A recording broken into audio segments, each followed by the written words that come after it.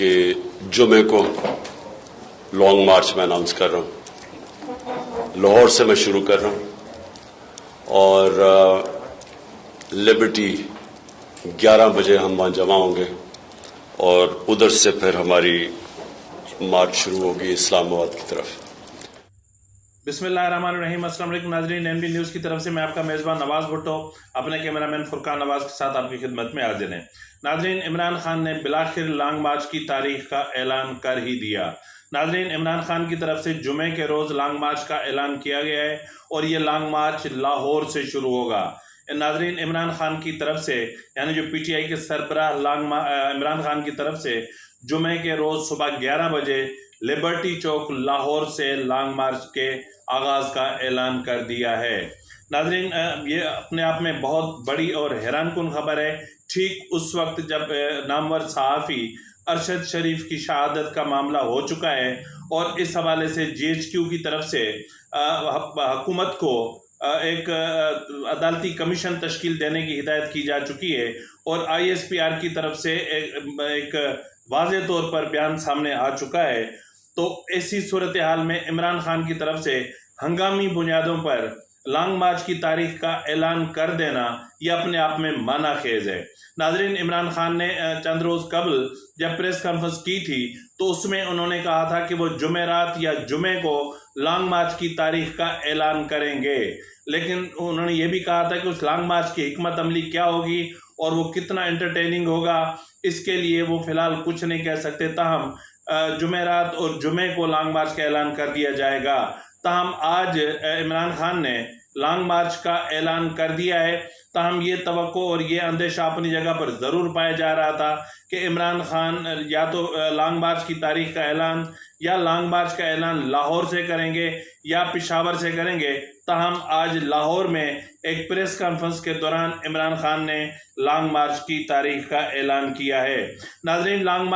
صرف long march کی تاریخ کا اعلان کیا ہے، یعنی جمعے کے روز صبح 11 بجے یہاں سے لانگ مارچ روانہ ہوگا. تاہم یہ واضح نہیں ہے کہ جو ہے وہ یہ دھرنا ہوگا یا کیا ہوگا، یہ ابھی تک کچھ بھی واضح نہیں ہے اور نہ ہی کوئی حکمت عملی اس حوالے سے واضح کر کے یا واضح ہو کے سامنے آ سکی ہے. تاہم صرف یہ کہا گیا ہے کہ لانگ مارچ جمعے کے دن صبح 11 بجے لبرٹی سے روانہ ہوگا. ناظرین، عمران خان کی طرف سے کی جانے والی پریس کانفرنس میں یہ بھی واضح طور پر کہا گیا ہے کہ اپنا پی ٹی آئی کی طرف سے جو لانگ مارچ اسلام آباد جا رہا ہے وہ انہی مقامات پر جلسہ کرے گا جو عدالت کی طرف سے مقرر کردہ ہیں. تاہم لانگ مارچ ریڈ زون میں داخل نہیں ہوگا. ناظرین، عمران خان کا کہنا ہے کہ لانگ مارچ ریڈ زون میں داخل نہیں ہوگا اور نہ ہی جو ہے وہ اس حوالے سے واضح کیا گیا ہے کہ یہ لانگ مارچ دھرنے میں تبدیل ہوگا یا نہیں ہوگا، یا پھر اس وقت تک جو معاملات ہیں ان کو اندھیرے میں رکھا جا رہا ہے، کیونکہ یہ بھی اطلاعات تھیں کہ عمران خان کی طرف سے یا پی ٹی آئی کی طرف سے جو ان کی قیادت ہے ان کو واضح طور پر کہہ دیا گیا ہے کہ وہ لانگ مارچ کی تیاری کریں اور کم سے کم 15 دنوں کی تیاری کر لیں، یعنی 15 دنوں کا راشن، تمبو، خیمے اور بستر، کمبل، جو ان کو ریکوائرڈ چیزیں ہیں ان کی تیاری کر لی جائے. تاہم جو ہے وہ نامور صحافی جو ہے ارشد شریف کی شہادت کینیا میں شہادت کے بعد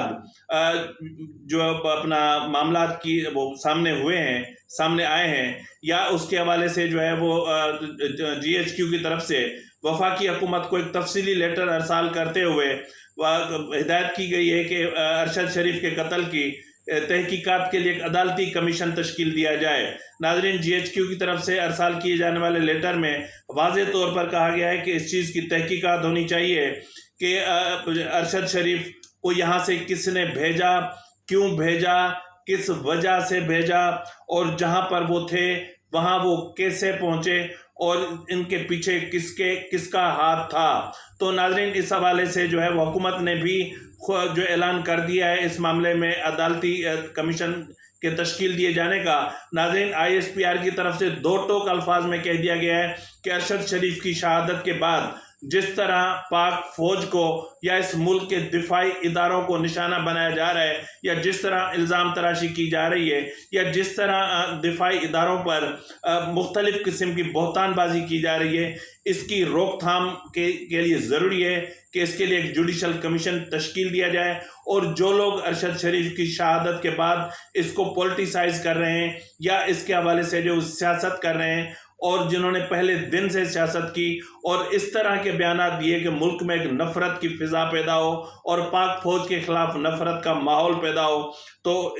اس کے لیے ضروری ہے کہ اس کی تحقیقات کی جانی چاہیے۔ تو ناظرین، حکومت کی طرف سے بھی واضح طور پر کہہ دیا گیا ہے کہ ارشد شریف کے قتل کی عدالتی تحقیقات ہوگی کہ وہ پاکستان سے کب گئے، کیوں گئے، کس نے بھیجا اور کس کے کہنے پر یہاں سے بھیجا گیا، ویزا کا ارینجمنٹ کس نے کیا، اور مطلب کن وجوہات کی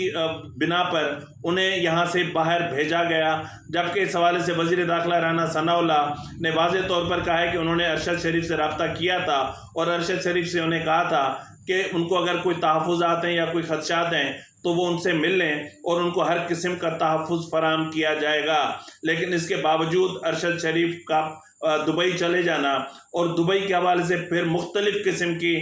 جو ہے وہ افواہیں گردش کر رہی ہیں کہ دبئی UAE حکومت کو وزیر خارجہ بلاول بھٹو زرداری کی طرف سے ایک لیٹر ارسال کیا گیا تھا، اور جس میں انہیں کہا گیا تھا کہ وہ ارشد شریف کو ڈیپورٹ کر دیں تاکہ پاکستان میں ان کے خلاف قانونی کارروائی کی جا سکے۔ تاہم اس حوالے سے حکومت کا موقف واضح ہے کہ ان کی طرف سے ایسا کوئی لیٹر ارسال نہیں کیا گیا ہے۔ تاہم اب جب معاملات حیرت کی بات یہ ہے کہ ارشد شریف کی شہادت کے فوراً بعد عمران خان کی طرف سے یہ ایک واضح اعلان کر دیا گیا کہ وہ جانتے تھے کہ یہ سب کچھ ہوگا، وہ جانتے تھے کہ یہ ہونے جا رہا ہے، اور اس لیے جو ہے وہ میں نے انہیں کہا کہ تم باہر چلے جاؤ، اور میں یقین سے کہہ سکتا ہوں اور مجھے پتہ ہے کہ ارشد شریف کی ٹارگٹ کلنگ ہوئی ہے۔ ارشد شریف شہید کیوں ہے؟ اس کو پتا تھا کہ اس کی جان خطرے میں،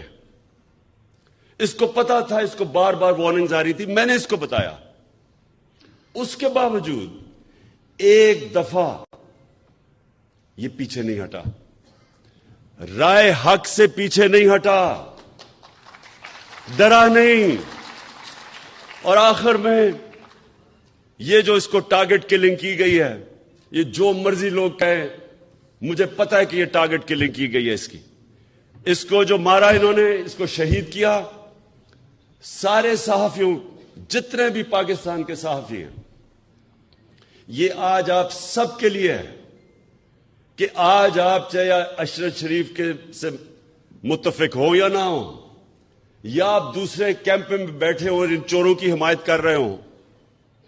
یا آپ کے اوپر لفافے چلے ہوئے ہوں، ضمیر کے بیچے ہوئے ہوں آپ نے، پھر بھی میں آپ سب کو کہتا ہوں کہ یہ ہے پاکستان کا وہ صحافی جو شاید ہی میں نے ایک اتنا دلیر، ایماندار اور محب وطن صحافی دیکھا ہو۔ تو ناظرین، ایک صحافی کے قتل پر اور ایک صحافی کی شہادت پر کوئی سیاست کر رہا ہے، کوئی سیاسی دکان چمکا رہا ہے، اور ادھر دیکھیں تو سابق وزیر اعظم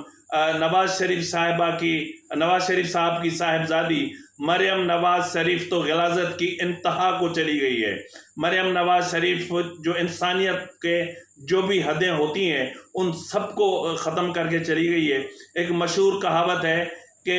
جو ہے وہ دشمن مرے تو خوشی نہ کریے، سجنا بھی ٹر جانا ہے، تو دشمن مرے تو خوشی نہیں کی جاتی۔ تاہم مریم نواز نے جو ٹویٹس کیے ہیں وہ انتہائی شرمناک ہیں، وہ انتہائی قابل مذمت ہیں، اور یہ ایک گندے واہیات اور ایک بےہودہ سوچ کی عکاسی ہیں، اور مریم نواز کو نہ صرف یہ اپنے ٹویٹس ڈیلیٹ کر دینے چاہیے بلکہ مریم نواز کو بڑے دل کا مظاہرہ کرتے ہوئے قوم سے معافی مانگ لینی چاہیے، نہیں تو یہ داغ، یہ دھبا، یہ مریم نواز کی پیشانی پہ ہمیشہ رہے گا اور ہمیشہ رہے گا، کیونکہ یہ معاملہ سیاسی نہیں ہے، یہ ایک صحافی کا ایک مشکوک قتل ہے، ایک ان کی شہادت ہے، اور وہ بھی ایک بھیانک طریقے سے،